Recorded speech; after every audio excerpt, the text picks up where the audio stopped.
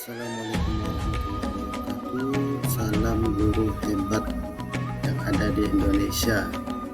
Nah, sebelum kita masuk materi, kita akan melakukan dulu pertanyaan tematik berikut ini, yaitu apa sih tujuan pendidikan menurut Ki Hajar Dewantara, dan bagaimana sih pendidikan yang berpihak kepada anak?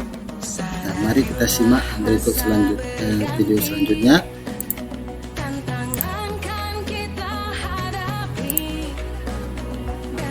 Nah, Ki Hajar Dewantara memiliki tujuan pendidikan, yaitu menuntun segala kodrat yang ada pada anak agar mereka bisa mencapai keselamatan dan kebahagiaan yang setinggi-tingginya, baik sebagai manusia maupun sebagai anggota masyarakat. Kita lihat di sini ya. Tadi pertanyaan kita, bagaimana sih guru yang berpihak kepada anak? Kita seorang guru, hal yang pertama kali kita lakukan sesuai dengan pemikiran Ki Hajar Dewantara, yaitu guru harus berpihak kepada murid. Kemudian yang kedua, guru harus bisa menuntun ya, murid sesuai kodratnya. Kemudian yang ketiga, guru harus memahami karakter murid. Kemudian yang keempat, guru harus memahami tujuan pengajaran. Nah, jadi sesuai dengan pemikiran Ki Hajar Dewantara tadi ya, maka seorang anak itu pada dasarnya ya, sesuai dengan kodrat alam, itu memiliki kemampuan di bidang intelektual dan pengetahuan yang dimiliki anak ya. Kemudian anak juga memiliki budi pekerti yang luhur sesuai dengan karakter anak. Sedangkan menurut Ki Hajar Dewantara ya, itu ada semboyan Ki Hajar Dewantara, diantaranya yaitu ing ngarso sungkolodo, ing madya mangunkarso tuturi handayani. Nah, apa artinya ya? Bahwasanya ing ngarso sungkolodo itu yaitu di depan memberi teladan, sedangkan ing madya mangunkarso yaitu di tengah membangun semangat, sedangkan tuturi handayani adalah di belakang memberi dorongan. Nah, terus bagaimana sih peran guru dalam semboyan Ki Hajar Dewantara tadi? Nah, kita lihat.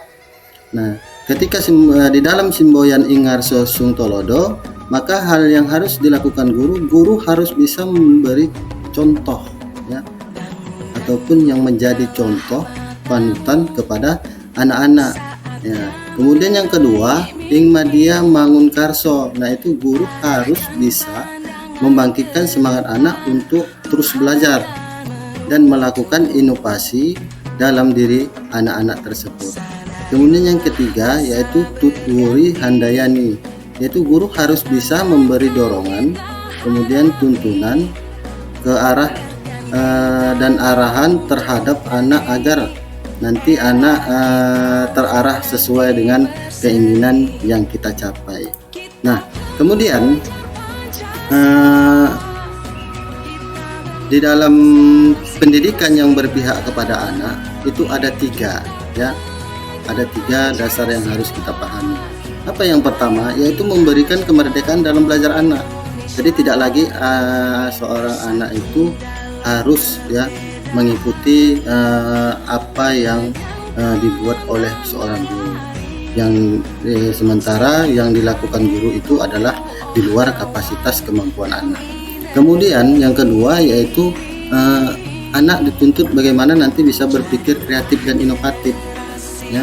Kemudian yang ketiga, yaitu nanti kita menerapkannya itu sesuai dengan perkembangan zaman dan teknologi di dalam pembelajaran.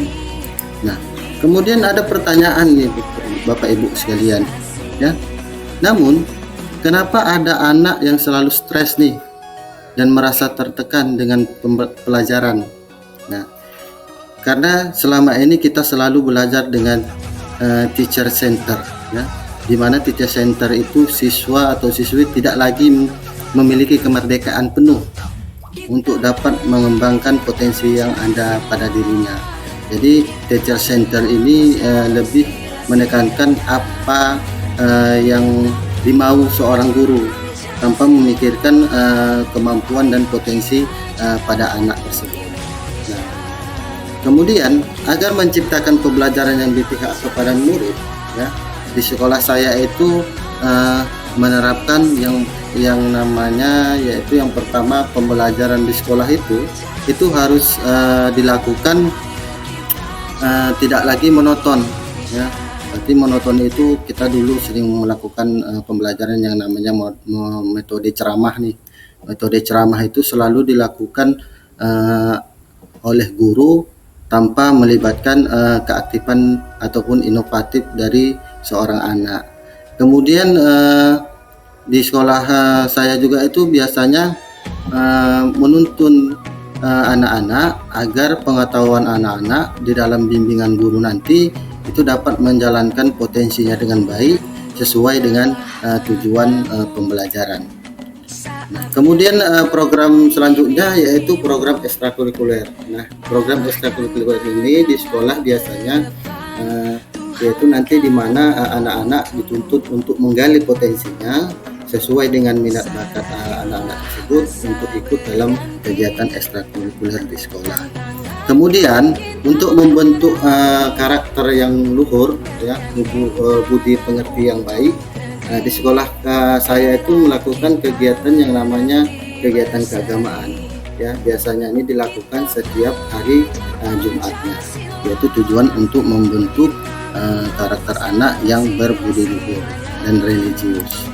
Nah, kemudian program selanjutnya yaitu Kamis Inspirasi. Nah, Kamis Inspirasi ini biasanya dilakukan setiap hari Kamis, yaitu nanti bagaimana potensi ataupun kemampuan anak itu dikeluarkan di dalam kegiatan Kamis Inspiratif. Nah, kemudian ada pertanyaan nih, untuk mewujudkan pendidikan yang berpihak kepada murid itu tidaklah senang, ya, dan tidak mudah. Maka apa yang harus kita lakukan, ya, itu terdapat, ya, tantangan yang harus dihadapi di antaranya. Yang pertama, ya, itu masih rendahnya minat dan bakat anak dalam melaksanakan program-program yang ada di sekolah, ya.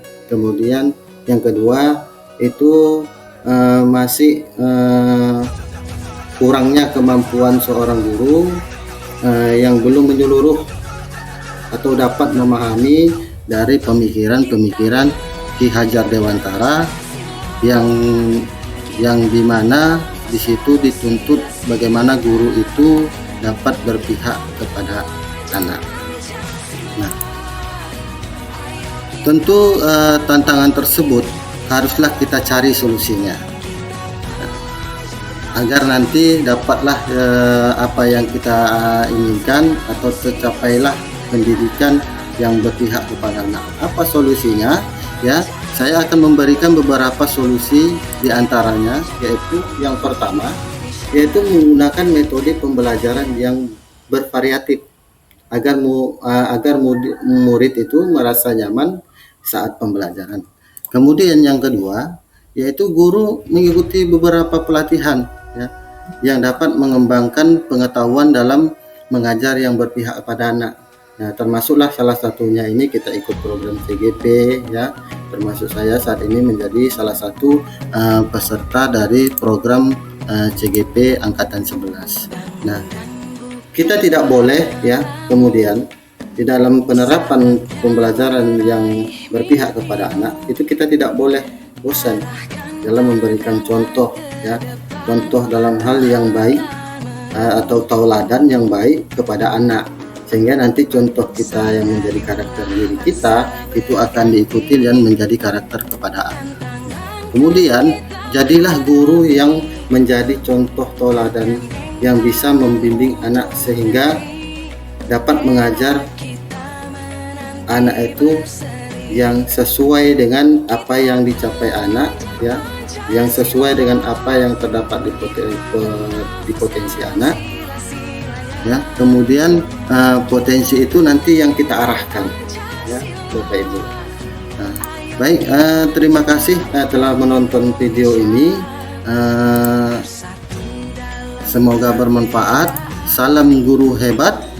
Assalamualaikum warahmatullahi wabarakatuh.